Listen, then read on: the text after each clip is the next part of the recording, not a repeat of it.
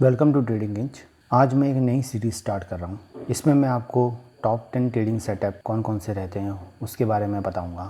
आप कैसे उनको ट्रेड कर सकते हो और कैसे उसमें से पैसे बना सकते हो। तो इस वीडियो में मैं पहले ट्रेडिंग सेटअप के बारे में फ़ोकस करूँगा। अगर आपको मेरे बाकी के सेटअप के बारे में जानना है और इनकी एक्टिविटी अगर आपको ट्रैक करनी है तो आप मेरे ट्रेडिंग इंच ब्लॉग स्पॉट में उसको ट्रैक कर सकते हो। मैंने जो नया ब्लॉग एक अपडेट किया है, list of top 10 trading setup, आप उसमें से जाके वो सेटअप कौन से हैं वो देख सकते हो। और जैसे जैसे मैं उसका एक वीडियो बनाता जाऊंगा मैं उसका लिंक वहाँ पर दे दूंगा, तो आप अपने हिसाब से जो आपको पर्सनैलिटी को सूट करता है आप वो वीडियो जाके वहाँ पर देख सकते हो। तो पहला जो सेटअप मैं आज डिस्कस करूँगा वो है ब्रेकआउट सेटअप। दूसरा रहेगा मेरा पुल बैक सेटअप। तीसरा रहेगा ह्यूज वॉल्यूम सेटअप। चौथा रहेगा रिलेटिव स्ट्रेंथ सेटअप। पांचवा रहेगा शॉर्ट स्क्वीज सेटअप। छठवां रहेगा मीन रिवर्जन सेटअप। सातवां रहेगा बेरिश सेटअप। आठवां रहेगा अर्निंग गैप सेटअप। नौवां रहेगा इंडस्ट्री मोमेंटम सेटअप और जो लास्ट रहेगा वो है आईपीओ सेटअप। तो चलिए पहला आज हम डिस्कस करते हैं जो कि है ब्रेकआउट सेटअप। तो इससे पहले मैं आपको कुछ एक ओवरव्यू देता हूँ कि मार्केट में क्या रहता है और क्या नहीं रहता है, तो इससे आपको एक आइडिया मिल जाएगा कि आपको एक्चुअली में सेटअप कैसे ट्रेड करना है।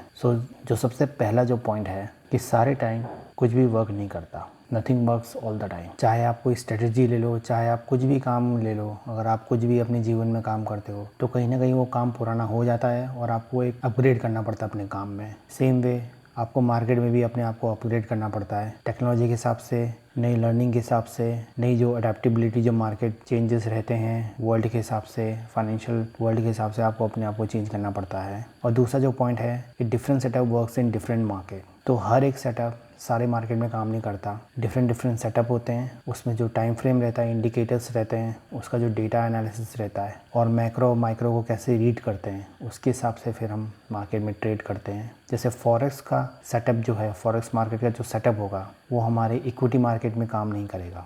सेम वे जो कमोडिटी मार्केट का जो सेटअप है वो हमारे इक्विटी मार्केट में काम नहीं करेगा और जो इक्विटी मार्केट का जो सेटअप है वो कमोडिटी मार्केट में काम नहीं करेगा। उसके लिए डिफरेंट सेटअप्स रहते हैं।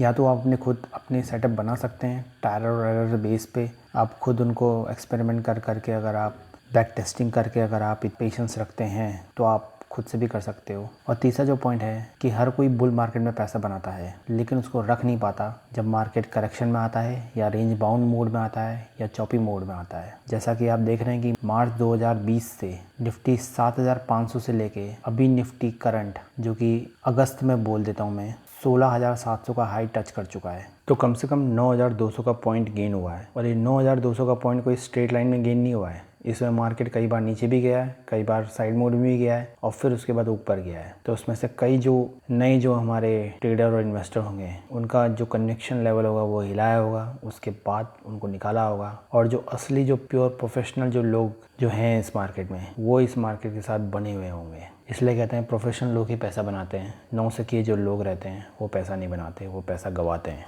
एक अच्छा ट्रेडर अपने आप को अडेप्ट कर लेता है चेंजिंग मार्केट के हिसाब से, जो कि चौथा पॉइंट है। और पांचवा जो पॉइंट है कि ये गलती मैंने भी की है कि स्टार्टिंग में जब मैं आया था मार्केट तो मेरे पास उतना कैपिटल नहीं था, तो इसमें से कुछ मिस्टेक्स मैंने की है। जैसे कि पहला जो सबसे बड़ा मिस्टेक जो लोग करते हैं, एक बड़ा ट्रेड लेना, अपना सारा कैपिटल एक ट्रेड में लगा देना और सोचना कि रातों रात में मैं अमीर बन जाऊँगा।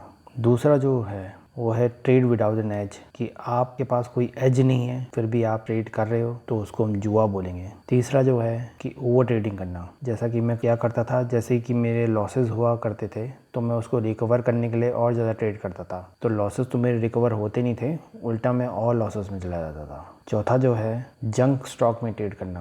हालांकि मैंने भी आइडिया, यस बैंक और सुज़लॉन जैसे में ट्रेड किया है, उसके बाद मैं समझ गया कि भाई इसमें ट्रेड कभी नहीं करना है। केवल जब आपको मोमेंटम मिले, जब आपको कुछ एक सिग्नल मिले कि हाँ अभी ऊपर जा रहा है, तभी आपको ट्रेड करना है। और यूज़ एक्सेसिव लेवरेज, जो कि थैंक्स टू सेबी जिन्होंने अब ये बंद कर दिया है एक्सेसिव लेवरेज। अब आप बहुत ही कम लेवरेज ले सकते हो जो कि बहुत ही मिनिमम है। सेबी कह तो रही है कि हमने रिटेलर को बचाने के लिए किया है, लेकिन एक्चुअल में पता चल रहा है कि ये रिटेलर को कम और बड़े लोगों को, बिग बॉयज़ जो हैं, उनको फ़ायदा पहुँचाने के लिए ज़्यादा किया हुआ है। क्योंकि 2019 की जो रिपोर्ट आई थी उसमें रिटेलर लोगों ने काफ़ी मार्केट को हिलाया था, जिससे कि बड़े लोगों का काफ़ी नुकसान हुआ था। तो रिटेलर की पावर बहुत बड़ी थी, तो सेबी से देखा नहीं गया, उन्होंने अपना एक रूल कर दिया। तो इसलिए कहते हैं कि जैसी चेंजिंग मार्केट हो तो आपको उसके हिसाब से अडेप्ट करना पड़ेगा, मार्केट आपके हिसाब से अडेप्ट नहीं होगा। इसमें और आगे बढ़ते हैं कि हर कोई कहता है कि आप डिसिप्लिन रहो, आप अपना रिस्क मैनेजमेंट फॉलो करो, तभी आप सर्वाइव कर पाओगे। लेकिन ये कहाँ तक सही है? क्योंकि अगर आप बहुत डिसिप्लिन रहोगे और अगर आपने एक रिस्क मैनेजमेंट भी मेंटेन किया, तीसरा अगर आपके पास एक सेटअप है जो कि बहुत ही ज़्यादा लॉस करवाता है आपका, तो आपको अल्टीमेटली जो रिज़ल्ट आएगा, आपके कंसिस्टेंट लॉसेस रहेंगे और आपको फ्रस्ट्रेशन होगा। और ये जो पॉइंट है ये लाइफ में as well as trading life में भी बहुत इंपॉर्टेंट है कि जैसे ही आपको पता चलता है कि मार्केट चेंज हो रहे हैं तो आपको भी उसी के हिसाब से अडेप्ट करना पड़ता है, आपको उसी हिसाब से चेंज होने पड़ते हैं। चाहे आप अपनी थिंकिंग में लाओ या फिर अपने लाइफस्टाइल में लाओ या फिर अपनी ट्रेडिंग लाइफ में लाओ। तो ये बहुत इंपॉर्टेंट पॉइंट है कि आपको लर्न करना पड़ता है, आपको उसके हिसाब से अडेप्ट होना पड़ता है। और फिर जो नेक्स्ट पॉइंट आता है कि different setup work in different market. जैसे कि मैंने आपको पहले ही बताया था कि हर कोई सेटअप सारे मार्केट के लिए सेम नहीं होता, वो सब मार्केट में काम नहीं करता। और अगर आपको पता चल जाए कि क्या काम कर रहा है और क्या काम नहीं कर रहा है, तो आपका 80% जो फ्रस्ट्रेशन है, जो आपकी लड़ाई है, जो आपकी एनालिसिस है, वो दूर हो जाएगी। और जैसा कि हम सभी जानते हैं कि मार्केट 3 डिफरेंट मोड में रहता है, या तो वो अप ट्रेंड रहेगा, या तो वो डाउन ट्रेंड रहेगा, या तो वो रेंज बाउंड में रहेगा। आपको जैसे आइडेंटिफाई करना है और उसके हिसाब से ट्रेड लेना है। तो हम आते हैं ब्रेकआउट सेटअप में। तो सबसे पहले देखें कि ये काम कैसे करता है। ब्रेकआउट सेटअप जैसे नाम से ही पता चल रहा है कि जैसे ही ब्रेकआउट चाहे ऊपर को दे चाहे नीचे को दे, मोस्टली जो ब्रेकआउट सेटअप जो हम ट्रेड करते हैं फॉर रिटेलर्स, वो हम बुल मार्केट में ट्रेड करते हैं और ये बुल मार्केट में ही काम करता है। तो आपको इसका मैक्सिमम एडवांटेज जो इसका बुल मार्केट में ही लेना चाहिए और आपको फोकस करना चाहिए कि कौन से स्टॉक ऐसे मूव कर रहे हैं। और ये ज़रूरी नहीं कि बुल मार्केट में जो स्टॉक हैं वो सीधे ऊपर ही जाएं। ज़्यादातर स्टॉक 20% जो टाइम रहता है उसी में वो घूमते हैं, 70 to 80% वो साइडवेज में ही रहते हैं या स्लीप मोड में रहते हैं। आपको बस उसी अपॉर्चुनिटी का वेट करना है और आपको एक रेंज डिफाइन करनी है और उसके हिसाब से आपको एक एंट्री लेनी है। अब आते हैं कि इस सेटअप में ट्रेड कैसे करें। इसमें आपको क्या करना है, इसमें आपको पहचानना है कि सारे मार्केट कौन सा ट्रेंड कंफर्म कर रहे हैं। जो वर्ल्ड मार्केट है आपको वो भी ट्रैक करना है, जो आप एसजीएक्स निफ्टी रहता है आप वो भी ट्रैक करना है। और मोस्टली जो हमारे मार्केट रहते हैं वो यूएस मार्केट से अलाइन रहते हैं, तो आपको डाउ जोन्स, नैस्डैक, ये सब आपको फॉलो करना पड़ेगा, तभी आपको पता चलेगा कि मार्केट का रुख क्या है। जो यूएस के जो FIIs जो रहते हैं, जो हेज फंड जो रहते हैं, वो इंडियन मार्केट में इन्वेस्ट करते हैं। तो आपको इंडियन मार्केट के small cap, mid cap, large cap ये सब ट्रैक करना है। आपको एक 50 डे मूविंग एवरेज लगाना है और आपको आइडेंटिफाई करना है कि इसके ऊपर है या नहीं है। और आप स्मॉल कैप में एक 10 डे EMA भी लगा सकते हो। अगर वो उसके ऊपर है तो ये कहीं ना कहीं कंफर्मेशन दे देता है कि मार्केट अप ट्रेंड में है। दूसरा जो पॉइंट है कि breakout doesn't work in range bound and corrective market. Breakout कभी भी रेंज बाउंड में और करेक्टिव मार्केट में काम नहीं करता।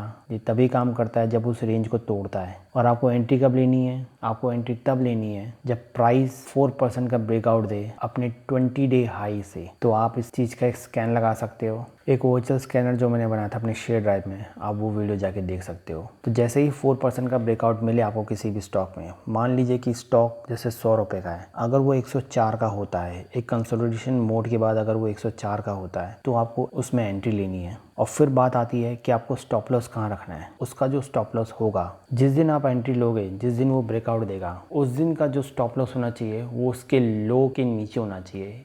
आप उसके लो के 1-2 पॉइंट या 4-5 पॉइंट नीचे रख सकते हो, डिपेंड करता है आपके रिस्क एपेटाइट पे कि आप कितना रिस्क ले सकते हो। दूसरा जो स्टॉप लॉस होना चाहिए वो 10 डे एक्सपोनेंशियल मूविंग एवरेज का होना चाहिए। अगर वो अपने जिस दिन उसने ब्रेकआउट दिया उस दिन का अगर वो लो नहीं तोड़ता है और अगर वो ऊपर ही रहता है, आपको 10 day moving average, exponential moving average वो फॉलो करना है स्टॉप लॉस के लिए। पोजीशन साइजिंग का मैंने ऑलरेडी एक वीडियो में मैंने बता रखा है, फिर भी मैं यहाँ पर आपको एक एग्जांपल दे देता हूँ कि आपको अपना जो टोटल कैपिटल है उसका 1 या 2% का ही रिस्क लेना है। मान लीजिए कि आपके पास 1 लाख रुपए है अकाउंट में, तो उसका 1% कितना हुआ? उसका 1% हुआ 1000 रुपीज़, उसका 2% हुआ 2000 रुपीज़। और जैसे कि हम एक स्टॉक ले लेते हैं जिसका प्राइस है 100 रुपीज़, तो अगर हम 1% रूल से चलें तो हम उसमें से 10 स्टॉक बाय कर सकते हैं। और अगर हम 2% के रूल से चलें लें तो हम उसमें से 20 स्टॉक बाय कर सकते हैं। आपको अपना पोजीशन साइजिंग कभी नहीं तोड़ना है, रिस्क मैनेजमेंट पोजीशन साइजिंग कभी नहीं तोड़ना है, भले ही आपको कितना भी कन्विक्शन क्यों ना हो। क्योंकि आप 1-2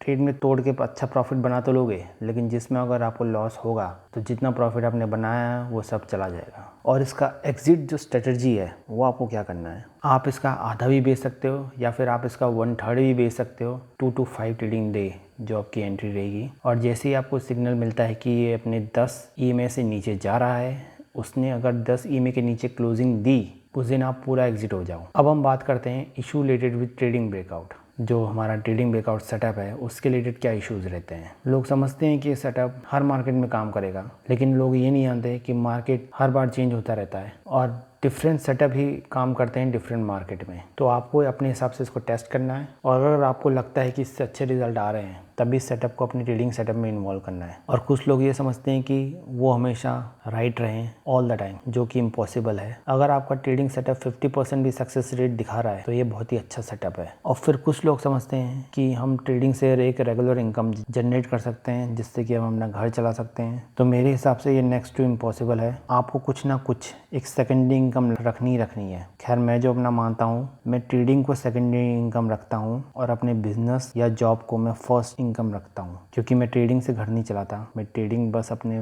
पैशन के लिए करता हूँ, क्योंकि मुझे पसंद है ट्रेडिंग करना, इसलिए मैं करता हूँ। अगर आप ट्रेडिंग अपना घर चलाने के लिए करोगे तो आपको एक साइकोलॉजिकल प्रेशर रहेगा कि आपको परफॉर्म अच्छा करना ही करना है। उस साइकोलॉजिकल प्रेशर से आप और गलतियाँ करोगे। चौथी जो गलती करते हैं कि वो बहुत बड़ा ट्रेड लेते हैं, सोचते हैं कि बाकी ट्रेडर ने भी तो ऐसे ही अपना 50% कैपिटल लगा दिया था एक सिंगल पोजीशन में, तभी तो उन्होंने बड़ा बनाया। तो आपको उनका कन्विक्शन लेवल, क्या उनको इनसाइडर इन्फॉर्मेशन पता थी, क्या उनके पास इतना पैसा था कि वो किसी भी पोजीशन को हिला सकते थे, आपको वो सब ध्यान में रखना है, उसके हिसाब से ट्रेड लेना है। कभी भी 1 और 2% से ज़्यादा रिस्क ना लो। अगर आप 20% भी लगाते हो तो आप बहुत बड़ी गलती कर रहे हो। क्योंकि जो नए ट्रेडर जो होते हैं, सबसे पहले तो उनके पास कैपिटल नहीं होता, और वो मार्केट इसलिए आते हैं क्योंकि उनको जल्दी अमीर बनना है, और मार्केट उनसे सारा पैसा ले लेता है। तो ये सब चीज़ें आपको ध्यान में रखनी है। नेक्स्ट वीडियो में मैं दूसरा सेटअप डिस्कस करूँगा, और आप मेरी ट्रेडिंग इंच ब्लॉग स्पॉट में भी जाके उसका अपडेट देख सकते हो। Stay tuned for more update and thank you for watching this. Like कीजिए, शेयर कीजिए, सब्सक्राइब कीजिए अगर आपको कुछ पसंद आए तो।